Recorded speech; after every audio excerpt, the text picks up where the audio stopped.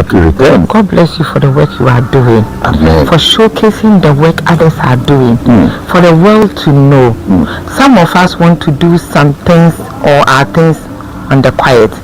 But with this, I think it's gotten to the time people should know what we are doing. So my name is Alberta Ekwifika Ado. I'm a Fanti from Mankesim, married to just one husband with 3 biological children, 2 adopted and 2 grandchildren. Wow. Yes. Wow. So I've been doing this work for the past 16 years. Okay. Yes, the past 16 years. Our first training center was in Teshi, First Junction, opposite the Electoral Commission. Oh. That is where I started. What led you into this? Why did you start this initiative? Passion for Mother and Child Ministry. What led you into it? I would say it's just passion. Bible says when Jesus saw the multitude, he felt compassion. And it's the same compassion, the passion that when I see teenage mothers, I see the less privileged, I see people hurting. There's this thing that happens to me. I don't know how to say it, but it's like there's this pressure within me that you can do something. So that is what led me into gathering all these things. So in fact, I was doing it on my own until the Lord imprinted it strongly in my spirit to go an extra mile. Okay, so passion for mother and child. How do you identify these young ladies, and how do you as well bring them to your fold, to manage them, to handle them? How do you go about this? Thank you, Uncle Kweku. So once it's my passion, the moment you see them, there's this chemistry that tells you draw close to this person. On the street? On the street, yeah. Okay. On the street. And in some communities? In some communities. And you know, when you finish gathering them, they in turn bring their own people. Because as a single mother, they know the others, they know themselves. Right? And we also go out evangelizing. Sharing the word of God with flyers, and then also seeking to find these teenage mothers. Then we bring them into the center, teach them the word of God, teach them morals. So I always say, you don't come to this place just to learn how to cook, how to sew. No, it's a lot. We train you to be an all-round woman. That when you are ready to marry, the man will say, just like Adam said, whoa, this is the bone of my bone and the flesh of my flesh. So that is it. I want you to walk us through the whole process. When you identify this single mother, how this single mother, how you approach the single mother, how you bring them to your center, and what do you do with them when they come? Walk us through this whole journey. Okay. You may decide to use Site 1 as an example with name and how you have navigated the person right through till now. Thank you, Uncle Kweku. So, like I said, the moment you see them, there's this thing that tells you. And before then, I will go to Nungwa, specifically around the taxi rank. When fruits are in season, watermelon, pineapple, especially watermelon, I go there, just sit in my car and look around. And we realize these young girls go to the women, they cut some of the watermelon for them to go and sell. Bring back the money, then you get a commission.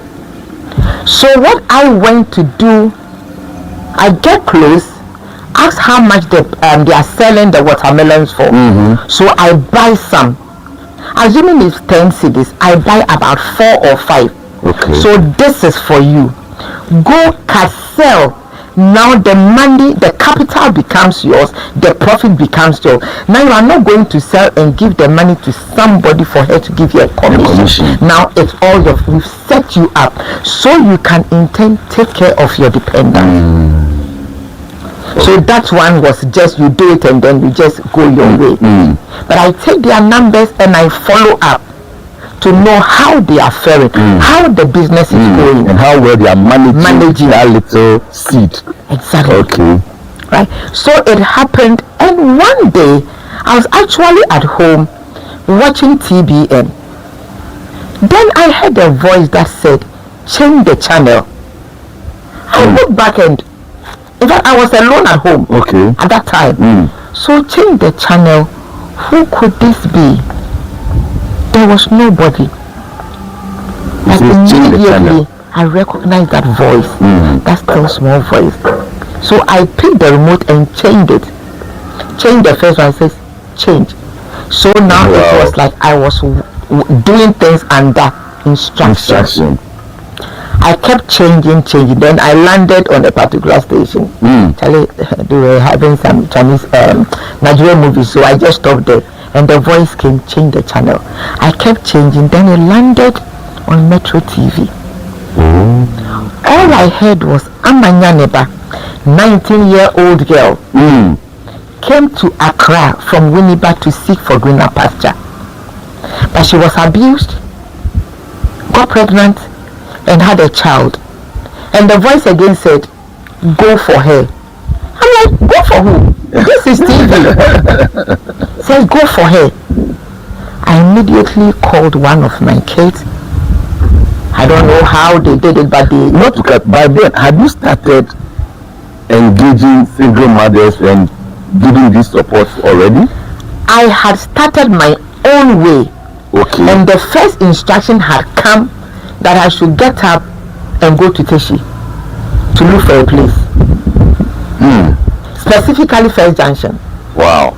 So with one of my daughters, we went to Teshi, a particular home, saw the building, and to the glory of God, they had written to let. Wow. Yeah. We entered, spoke to a few guys there. They mentioned the amount. I'm like, no. This is too bad. I don't have it. So we started leaving. Then the voice says, go back. Tell them this is how much you want to pay. I went and I did that. And they said, okay, it's fine. We'll tell our boss, so it's okay. Hey. So it means, the Lord had prepared the place. Back to the Metro TV story. So, yes. I got the number. I called. And I said, I'm interested in the story. I want to adopt this girl. They said, are you on WhatsApp? I said, yes. So, within 30 minutes, they also asked me to send a picture of yourself? Of myself. Okay. Within 30 minutes, I was in my living room. I saw myself on Metro TV being interviewed. Yes. Wow. Where was this? This was around 2016. About 10 years ago. About 10 years ago, yes. Okay. And I told them I was interested in the story and I want to pick up the girl. So they said, okay, come to our office the next day, which I did. We spoke at length. They gave me another day and took me to Abosokan, where the said lady Amanyaneba and the child were. So I went with them, went to talk to Amma. And what condition was she? Where was she? Amma was hawking ice water. Okay. On the streets of Abosokan. With the baby at her back. So I went, we sat down, and I told her I'm interested in her story and I would want to take her off the street to be my child and train her in her vocation. She was like, Ma, and they are young kwe. Like, Mommy, can we go now? I'm ready. I said, no. I don't know what came upon me. I said, give me 2 weeks. 2 weeks. So when we left my daughter is like 2 weeks. Hey, Mommy. And was like, talk to my mother. I said, no, I'll think about it. So this girl took my number. Every 2 days she will call. She will call Metro TV the Anchor reader, Okay. then Ignatius Pra. Okay. And Iggy will call me, Mommy, Amma has called you. Amma keeps calling every 2 days. I said, 2 weeks will come. I'll come. Now, I'm going to make this promise, so there's no way to take this girl. But, Mrs. Asante, wherever you are, my Gladys, God bless you. Amen. For that assistance you gave me. This woman called and said, I will help you by By getting. then you had made it public And that Mr. Kweku said that again. Yes. So I can't all eyes on you. And I had to prove them right that I could do it. The woman says, all I need is a mattress and I can get her a place. I said, thank you. Now I'm a married woman. I need to go and tell my husband. How do I go about it? But you know, just like Joseph decided she was going to leave Mary under quiet because she was pregnant. And the Bible says the angel of God sent to tell him this is what she's carrying was from the Holy Spirit. So I believe the Lord also spoke to my heart. So fast forward. Now Amanyaneba, is it Amanyaneba has come to you. Come. I was asked to take the bank bed, not even a mattress. Okay. So Amanyaneba had not come. I've gotten the place ready. Okay. I went back to Metro TV, told them I am ready. It's now 2 weeks. Okay. So they went with me to the place with their cameras and everything. We went to bring Amma straight to the training center in Teshi. So it means that she was the very first. She was the very first that you are bringing to the center. No, there were other people. Okay. 1 or 2, but had not come yet. Okay. So like you said, very first. Very first to come to the center. Yes. Okay. Now Amanyaneba has come to the center. Yes.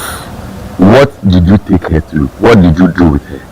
So Because now she used to hawk water. Yes. Now you brought her to your domain. Yes. What did you do with her?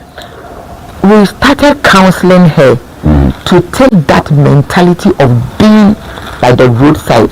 Now you are coming home to do something for yourself. Fine, by the roadside you get money every day, but now you are coming to learn a vocation that will help you in the near future to also support your child. So after counseling, she came out to say she wanted to learn dressmaking. Okay. And that was exactly what we did from Amma. Now, so from Amma, others started coming in. Yes. How many of these single mothers do you have in all now? In all, I have trained over 50, or I would say 80 and more. Within this 10 years span? Yes. Okay. That was when we were in Teshi. Okay. But this is a new center.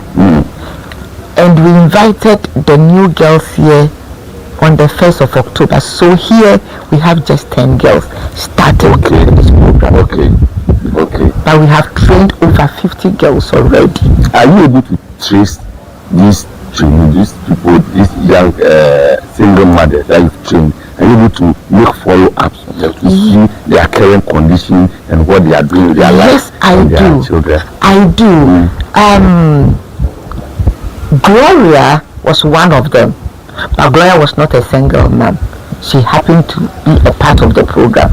She has come back here as a teaching assistant in the catering department. Victoria was one of them, who also joined us with an 8-month-old girl. She has also come back. She is a receptionist. Wow. All the other girls, we get in touch with them. One girl called recently before Christmas and said, "Ma, I just calling to say God bless you.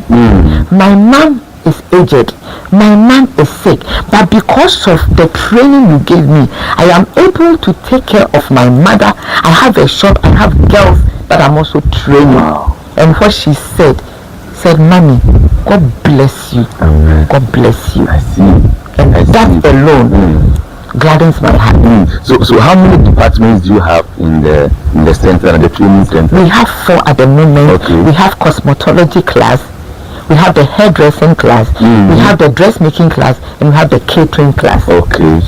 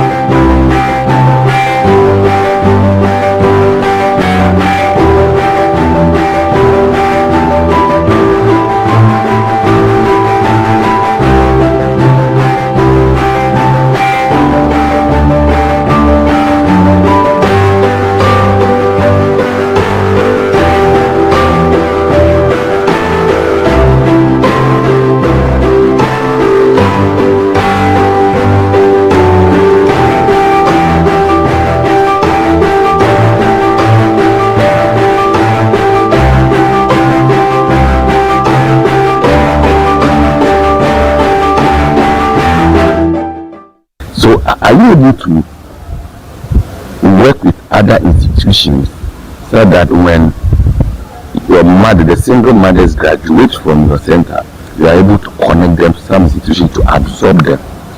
Or is there a way of setting them up after the training? How are you able to work with other institutions to manage these women or these single mothers after they exit from your program? Okay, thankfully, when they are done, they go out looking for job themselves, so they can get what we call the work and pay. So you work with an individual and you get paid, and along the line they also set up a kiosk or something for themselves, and they start working to get something on their own. Okay. Right. Okay. And there was a volunteer group that once upon a time helped us. So they gave us few things that after the graduation they had something to also start something with. So on this show, Volunteers TV show, yes, sir, as I indicated during the beginning of the program, we celebrate individuals and institutions that are giving back to society, that are touching lives, that are helping humanity to advance towards causes in the best way possible.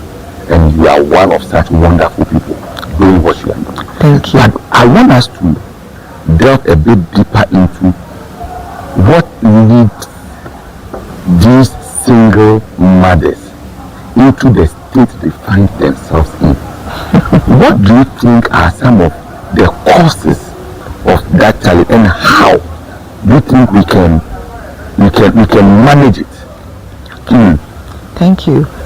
So from where I started, it was like something that was just common in that area. 14, 15, 18, even if you don't have a child, you'll be mocked. So, and sometimes I also say due to lack or poverty. Because you know, when we interview these girls, like I say, we don't impose, come learn catering, come learn this. They tell us what they want to do, and we put them in there, right? Somebody will tell you, yes, we need to buy mathematical set for exams, or you are supposed to pay 10 or 20 cedis for test papers, but my parents don't have. So you get a young man saying, oh, I'm going to help you to do that, and they end up sleeping with them. The moment you say or you tell them you are pregnant, no, you either abort or I don't have anything to do with me. I am not in the picture. Right? So it's training. We need to train these girls. We need to tell them to take their time. Because what business do you have as a 13 or 14-year-old girl getting pregnant? Yes. And giving birth? That's right. Even the adults, when they are giving, they scream. You see, so let's counsel them. Let's talk to the women. A young girl came, a teenage mother came with a mother few weeks ago.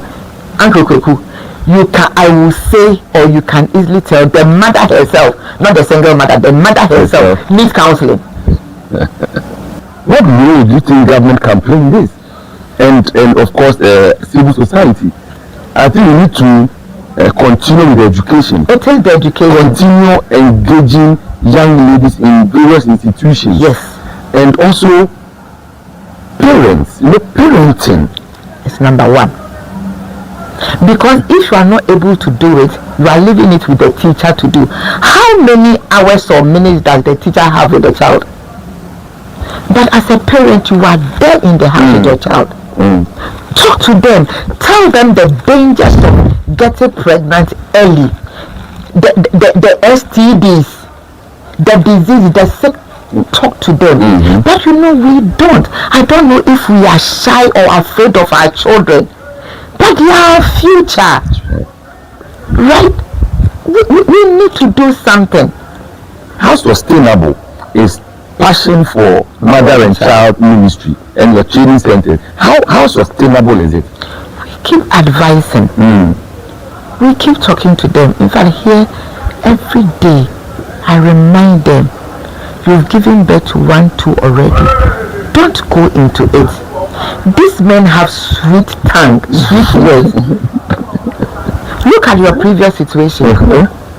Where has it led you? Where has it led you? So will you continue to listen to them? No. And trust me, the few that has passed through my hands, they have listened. Do you go to communities, go to churches, go to institutions to engage young ladies, train them, talk to them about how best to handle their life? We've done a few in the past. We've done a few, and we are trying to, this year 2026, go back into the communities, go into churches and the secondary school, speak to them the dangers of sleeping around and getting pregnant at a tender age. Focus on your education. Fine, we all make mistakes. If the mistakes comes, Passion for Mother and Child Training Center is here to help you. Either you go back to school, we get people to support you to go back to school, or if you say I want to learn a vocation, we'll help you to learn and learn it in the bottom. When you give these young ladies the vocational skill, the training, are you able also to see how you can formalize, they move out from the center, how they can formalize their operation by way of registering a small enterprise? Then as they register, they can even be able to pay their little taxes, and as they do that, they will be able to get other financial injection into their business in terms of loan, because they have formalized their operation. Are you able to guide them in this process? If not, what do you think can be done to support that process with you? Thank you. We haven't done that yet. Like I said, when they finish, they do something on their own. The best batch is coming. But once we've had this meeting today, I think it's an eye opener. I've learned something from it, and we are going to take it a step further, like you just said. Right? We'll get people, we'll push them into, we'll speak to people first, we'll tell them, because I believe most people are watching this, and they will give me a listening ear when I go to tell them, this girl is done with her 2 years, can you come into exactly or that exactly way? Yes. Yes. When they come with the children, you take the mothers through the vocational training. What do you do with the children?